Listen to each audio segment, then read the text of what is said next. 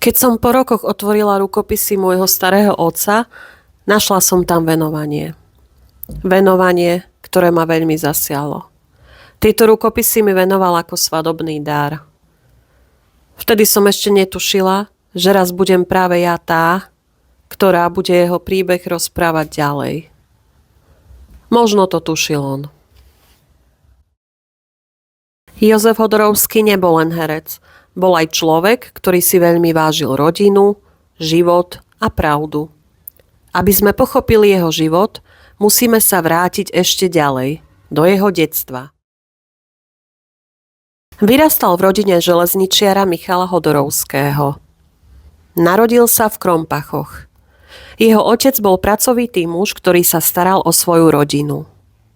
Zo spomienok vieme, že istý čas pôsobil aj v Amerike. Malý Jozef veľmi rád počúval jeho rozprávanie o Amerike. Boli to príbehy, ktoré v ňom zanechali stopu. S manželkou Máriou vychovávali 6 detí. Dom bol plný života, práce a detského smiechu. No šťastie rodiny netrvalo dlho. Keď mal Jozef 12 rokov, ich otec tragicky zahynul.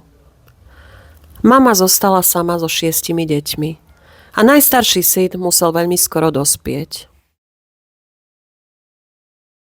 Na svoju mamu však nikdy nezabudol. Venoval jej aj báseň. Ostaň ešte, mama. Rúža nám rozkvitla. Pozri, koľko nových pukov rok čo rok pribúda. Ty v deťoch a vnúkoch, v tých pukoch rozsvitých, večne ty budeš, mama, žiť. Práve z takéhoto domova vyšiel chlapec, ktorý neskôr našiel svoju cestu v divadle. Mladosť prežil v Spišskej Novej Vsi, kde absolvoval učiteľský ústav. Už v mladosti ho začalo priťahovať divadlo. Pôsobil v ochotníckom súbore Hviezdoslav.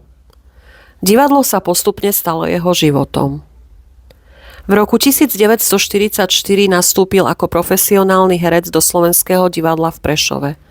A o rok neskôr sa začala nová kapitola jeho života. V roku 1945 prišiel do Košíc, kde sa práve rodilo nové divadlo. A práve tam sa začala jeho skutočná cesta. Popri divadle však mal aj rodinu. Jeho oporou bola jeho manželka, ktorú oslovoval nežne duši. Svoju lásku dokázal vyjadriť aj slovami. Keď vo mne láska prehovorí, ktože mi srdce sputá? Tebe sa, duši, tebe korí, ty moja tajomná a smutná. Spolu vychovali 3 dcéry. Cica, Kami, Dada. Každej z nich venoval vlastné slová, vlastnú spomienku. Bol človekom, ktorý myslel viac na druhých, než na seba. Dokonca sa vzdal dedičstva v prospech svojich súrodencov, pretože v tom čase peniaze on nepotreboval. No život mu neskôr priniesol aj ťažké obdobie.